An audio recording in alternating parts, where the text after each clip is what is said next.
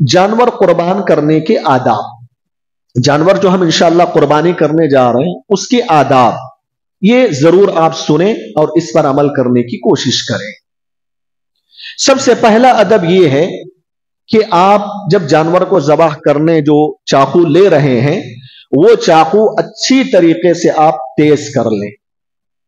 बाज लोग जो है चाकू को तेज नहीं करते, जब जानवर पे चलाते हैं तो वो करता नहीं है। बसा औकात जानवर को ज्यादा तकलीफ होती है। कभी ऐसा भी होता है कि जानवर को तो हम जबाह कर देते हैं, तेज नहीं होने की वजह से समझते हैं कि जानवर की कुर्बानी हो गई है, छोड़ देते हैं तो उठ के भाग चला जाता है। ऐसा भी हुआ है, बड़ी परेशानी होती है, खून आ रहा है उसको भी तकलीफ है, जानवर भाग रहा है। और जब उसके बाद जो जानवर भागते हैं मुश्किल से मिलते हैं, क्योंकि उनको डर लगता है कि मेरे साथ कुछ हो रहा है। तो इसीलिए प्यारे नबी सल्लल्लाहु अलैहि वसल्लम ने यह हुक्म दिया कि चाकू को अच्छी तरीके से तेज कर लेना चाहिए। दूसरा अदब यह है कि जानवर के सामने चाकू को तेज नहीं करना चाहिए। लोग जो है जानवर यहां बांधते हैं, उसके सामने चाकू तेज कर रहे हैं, आवाज आ रही है तेज करने की। बिल्कुल नबी सल्लल्लाहु अलैहि वसल्लम ने इससे मना फरमाया। बात याद रखिए, जानवर बोलते तो नहीं है, लेकिन अल्लाह तबारक व तआला ने उनको ये एहसास तो दिया है कि उनको मालूम होता है, वो महसूस करते हैं कुछ चीजों को, अल्लाह ताला ने उनको वो शुरूर दिया है। इसीलिए प्यारे नबी सल्लल्लाहु अलैहि वसल्लम की तालीम ये है कि सामने तेज नहीं करना है, इसलिए कि उसकी वजह से जानवर को किसी भी किस्म की तकलीफ ना पहुंचे। तीसरी बात यह है कि आप एक जानवर को दूसरे जानवर के सामने ज़बह ना करें। जानवर यहां बंधा हुआ है, 2 बकरों की कोई आदमी कुर्बानी दे रहा है, एक गाय या 1 से 2 जानवरों की, कसाई लोग भी, उनको आप समझाएं, आपके जो भी कांटेक्ट में हैं बताएं, ये सब इस्लाम की तालीमात।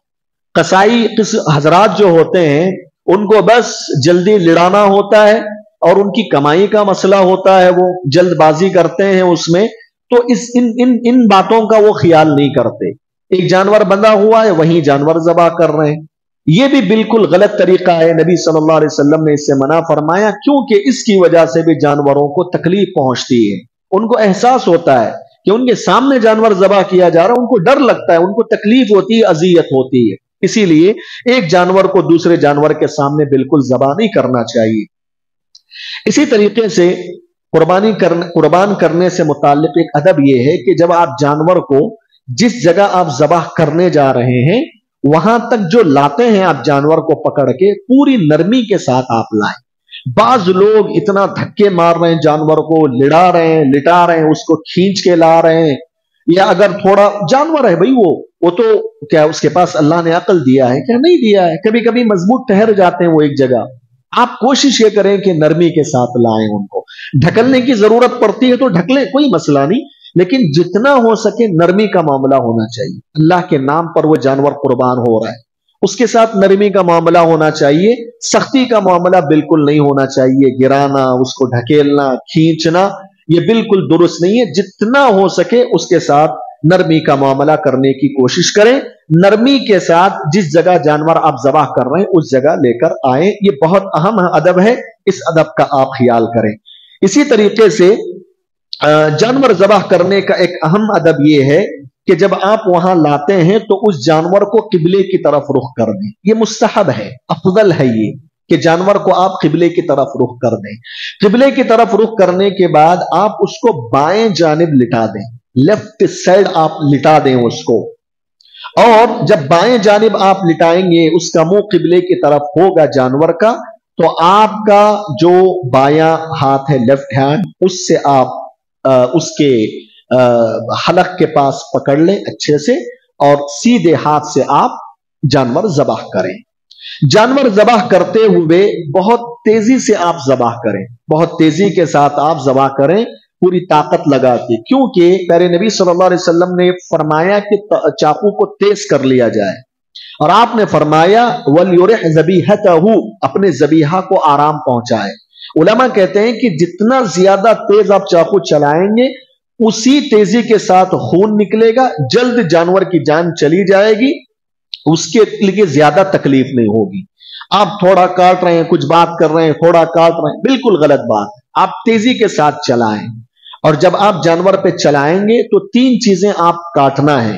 ایک اس کا حلق ہے، دوسرا اس کا نرخرا ہے جو بیچ میں موٹی چیز آتی ہے وہ گلے کے پاس، تیسرا اس کی 2 رگیں جو ہوتی ہیں ادھر کی اور ادھر کی، وہ 3 چیزیں آپ کو تیزی کے ساتھ کاٹنا ہے. اور ذبح کرتے ہوئے ایک ضروری ادب یہ ہے کہ ذبح کرتے ہوئے آپ کو بسم اللہ بول کر ذبح کرنا ہے. اور یہ بسم اللہ بولنا ضروری ہے. اگر آپ نے بسم اللہ نہیں بولا تو پھر وہ جانور مسلمانوں کے لیے حلال نہیں ہوگا، اس جانور سے کھانا حرام ہو جائے گا، کیونکہ اللہ کا نام پر نہیں کٹا، وہ اللہ کا نام لینا ضروری ہے. فَكُلُوا مِمَّا ذُكِرَ اسْمُ اللَّهِ عَلَيْهِ، جن جانوروں پر اللہ کا نام لے کر ذبح کیا گیا ہے ان جانوروں سے کھاؤ.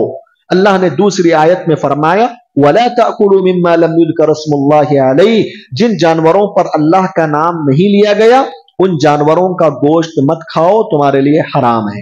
تو بسم اللہ بول کر ذبح کرنا ضروری ہے.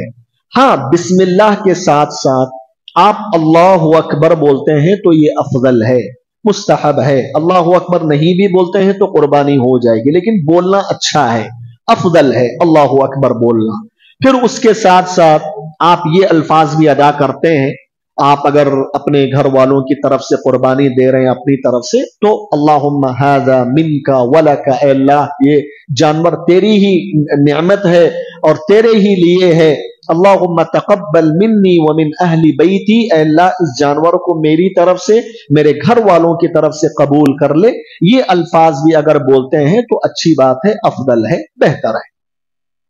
بعض روایتوں میں ایک اور دعا بھی آئی ہے، اس دعا کو بھی اگر آپ پڑھتے ہیں تو بہت اچھی بات ہے، افضل ہے. وہ دعا یہ ہے انی وجہت وجہی للذی فطر السماوات والارض علی ملت ابراہیم حنیفا وما انا من المشرکین ان صلاتی ونسکی ومحیای ومماتی للہ رب العالمین لا شریک له وبذلك امرت وانا من المسلمین اللہم ھذا منک ولک اللہم تقبل. یہ جو الفاظ ہیں ان الفاظ کو بھی اگر پڑھتے ہیں جانور ذبح کرتے وقت تو یہ افضل ہے، بہتر ہے. ٹھیک ہے. اور یہ جو دعا پیارے نبی صلی اللہ علیہ وسلم نے سکھائی ہے اس کے اندر توحید کا پیغام ہے. اس کا معنی یہ ہے کہ اللہ میں اس دنیا کے اندر تجھے چھوڑ کر جن معبودان باطلہ کی پوجا ہو رہی ہے ان تمام معبودان باطلہ سے میں بیزار ہوں، لا تعلقی اختیار کرتا ہوں، میں تیری ہی طرف متوجہ ہوتا ہوں جس رب نے آسمانوں اور زمینوں کو بے مثال پیدا فرمایا ہے اور ملت ابراہیم پر میں قائم ہوں اور میں مشرکوں میں سے نہیں ہوں. وما انا من المشرکین. اور آگے بندہ یہ بھی کہتا ہے اس دعا میں کہ میری نمازیں، میری قربانیاں، میرا جینا، میرا مرنا سب کچھ اللہ تعالیٰ کے لیے ہے جس کا کوئی شریک نہیں ہے. اسی بات کا تو مجھے حکم دیا گیا ہے اور میں مسلمانوں میں سے ہوں. یہ اس دعا کا ترجمہ ہے. بڑی پیاری دعا ہے. اس دعا کے اندر عقید توحید کا بڑا پیغام ہے. وہ دعا بھی اگر آپ یاد کر کے جانور ذبح کرتے وقت پڑھتے ہیں تو یہ آپ کے لیے افضل ہے، یہ آپ کے لیے افضل ہے. اسی طریقے سے ایک اہم ادب یہ ہے قربان کرتے وقت جو آدمی قربانی دے رہا ہے اس کے لیے افضل ہے کہ وہ خود اپنا جانور ذبح کرے. اب یہاں عام طور سے ہمارے معاشرے کے اندر یا غلط فہمی کہہ لیجئے یا وسوسہ کہہ لیجئے یہ ہے کہ نہیں عالم صاحب کو ہی بلائیں گے جانور ذبح کرنے کے لیے. کیا مسئلہ ہے؟ یہاں افضل یہ بتایا جا رہا ہے کہ آپ خود اپنے ہاتھوں سے جانور ذبح کریں، یہ افضل ہے، کوئی مشکل نہیں. کیا آپ کو تو کاٹنا تو آتا ہے جانور، بس دعاؤں کا مسئلہ ہے، نیت تو دل میں موجود ہے، بسم اللہ بولنا ضروری ہے. اس کے علاوہ جو دعائیں وہ افضل ہیں. اگر آپ بسم اللہ اتنا بھی پڑھ کر جانور ذبح کر دیں تو آپ کی قربانی بالکل ہو جائے گی. اور اللہ اکبر بولیں اللہم تقبل منی ومن اہل بیتی، اتنا تو آپ پڑھ سکتے ہیں، بہت مختصر ہے. ٹھیک ہے. تو کوشش یہ کریں کہ جو جانور دے رہے قربانی وہی ذبح کرے اپنے ہاتھ سے، یہ افضل ہے. خود نبی صلی اللہ علیہ وسلم نے اپنی زندگی میں اپنے ہاتھوں سے جانور ذبح کیا، بکروں کو ذبح کیا. حجۃ الوداع کے موقع پر آپ نے 60 پر 3 اونٹوں کو اپنے ہاتھوں سے ذبح کیا، اپنے ہاتھوں سے نہر کیا 60 پر 3 کو. جس پر 7 اونٹوں کو حضرت علی رضی اللہ عنہ کے حوالے کر دیا کہ وہ جو ہے اونٹوں کا نہر کر دیں، ذبح کر دیں. تو افضل یہی ہے کہ آپ اپنے طور سے جانور کو ذبح کریں، یہ آپ کے حق میں افضل ہے۔ اگر آپ کسی سے کرواتے بھی ہیں تو بھی جائز ہے۔ خود نبی صلی اللہ علیہ وسلم نے 30 پر 7 اونٹوں کو حضرت علی رضی اللہ عنہ کے حوالے کیا تھا کہ وہ ان کے اونٹوں کو، اللہ کے نبی کے اونٹوں کو نہر کر دیں۔ لیکن افضل چیز کا خیال رکھیے، خود سے جو ہے جانور ذبح کرنے کی عادت ڈالیے، یہ چھوڑیے مولانا کو بلاؤ، اس کو بلاؤ، ان کو بلاؤ، یہ کب تک چلے گا؟ جو افضل ہے اس کو اختیار کیجیے، ٹھیک ہے؟ تو اس ادب کو بھی آپ جو ہے اس ادب کا بھی خیال کرنے کی کوشش کریں۔ اسی طریقے سے جانور کو ذبح کرنے کا ایک اہم ادب جس سلسلے میں بڑی غلط فہمی لوگوں کے اندر ہے وہ یہ ہے کہ جب آپ جانور ذبح کر دیتے ہیں، کرنے کے بعد جو ہے تھوڑی دیر اطمینان کے ساتھ چھوڑ دیں جانور کو۔ لوگ کیا کرتے ہیں، جیسے ہی جانور کو ذبح کر دیا فوراً 1-2 منٹ بھی انتظار نہیں کرتے، جانور کو کمیلے میں لے کر چلے گئے اپنی کسی خاص جگہ، اس کی منڈی توڑ رہے ہیں، اس کے ہاتھ توڑ رہے ہیں، اس کو پکڑ کے اوپر لٹکا رہے ہیں چھلنے کے لیے چمڑی۔ ہاں، یہ جانور کو عذاب دینا ہے، یہ تکلیف دینا ہے، کیونکہ جانور کے اندر جو جان ہوتی ہے پورا مکمل نکلنے کے لیے تھوڑا ٹائم لگتا ہے۔ لوگوں کو اتنی جلدی کیا ہوتی ہے، 10 منٹ ویٹ نہیں کر سکتے۔ آپ ذبح کیے، پکڑ لیے، بعد میں چھوڑ دیں، آپ تھوڑی بہت جان تھوڑی تھوڑی کر کے جاتی ہے۔